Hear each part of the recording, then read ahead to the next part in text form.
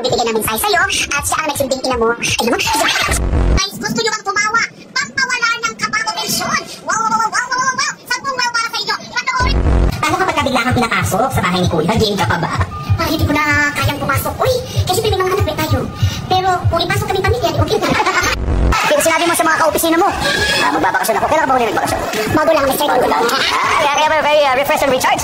Ano, sabi mo magbabakasyon ako, ano kaya ang sunod ay tatanong nila sa'yo? Bakit? May pera ka ba? Na meron. 85%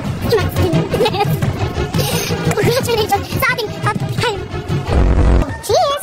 Ayaw mo pa mag-cheers? Kulang po. Sorry. Okay. Wow! Oh, grabe yun. Dahil pa totoo, na-exam namin niya, di ko kabalo sa alam. Alam mo, pati yun ako kong sarili. So, nakasira po ko, di ko hanap pa si Manolo nga. O, sila ko ba kung, ayun, lagi si kape-kape, kaya bawal mo kape. Nasaan na? O, sila ba? Lapot ko siya, kape-kape ko daw siya, nag-kape siya. Ha? Di parang hindi ka kape, unless lang sa pangalan. So, hikape kita na ko siya. Karoon kayo pag-check man sa mong fan. Sa taran-taran kami naman 2-0. Kasi sobrang kiat namin. Nag-away kami na, ang pag-uwi ni Mama, stress na nga sa pag-uwi niyo lang. Ang kumot, ang kama, napunta na sa kabilang kuan. Kabilang, sa sala na ang kama, ang mga sopa. Galit na sa, ano ba ta? Pinahilera kami. Mamayang alas 12, papatayin ko na kayo. Papatayin tayo. Dalawang kapatid. Lalaki kasi sabi na, okay lang. Oh my God, Lord, patayin na kami alas 12. Gisingin mo ako ng alas 12, Inday. Gigising ko. Tulog na kami ng alas 11. Pagising ko, alas 12 na, alas 12 na. Sabi niya, patayin na ka yan. Buti hindi kami pinatayin. So, dapat yung mukha mas hindi ka na pag binubugbog. Ganun ako. Pasok! Doon ka na umiyak. Ulikon ako. Hindi ako magagalaw. Kasi pag ganun ko, gumalaw pa lang ko niya. So, parang piling ko may laway na pumasok sa bed. Hindi ko gumalaw talaga.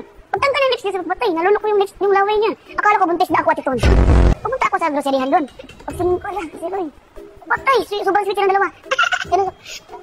Pagkita ko na sobrang sweet sila, nag-blur din naman ang paningin ko parang gano'n. Hindi, feeling ko po kasi hindi siya makakapasok kasi nung nag-audition siya, mahaba daw yung pila, umalis na lang. Eh, parang gusto po niya mag-artista, baka may masasuggest po kayo sa pag-artista sa kanya. Ano po ba kailangan niya? Kailangan mo facial wash. Kasi ikaw pumila ka? Pumila pa ako, alas 3 ko na pila na, interview ko alas 7. Paano po kayo napansin ni Kuya? Maglabas na ako ng kulang mo. Eh, so po, paano po siya piling gwapo? Okay lang yan, basta nabaon ka lang ng facial wash. Naka-itsura ko po ba mag-artista? Nakakasimba ko lang yun.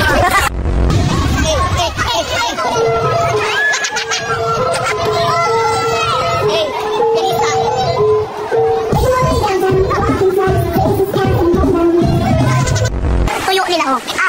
Siyempre may amoy talaga, siyempre talaga amoy na mga tuyo, pero wala kang makitang langaw. Parang mapagkamalan pa kaming langaw dito, guys. Welcome sa amin dito, ha?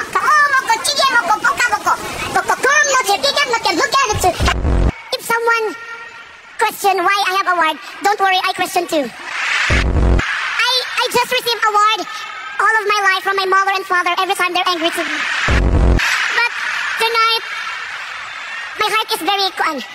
To my producer that I cannot believe what the food that they eat, why they choose me. Thank you, AAA. I cannot believe this happening. I'm very sorry to the Koreans. I acted like this. And to my husband na andito siya ngayon, Jason Francisco, and Mela, and to baby Stella nag-exam siya ngayon. Thank you, Lord. Wala talaga. I cannot, to my family, we will serve the Lord.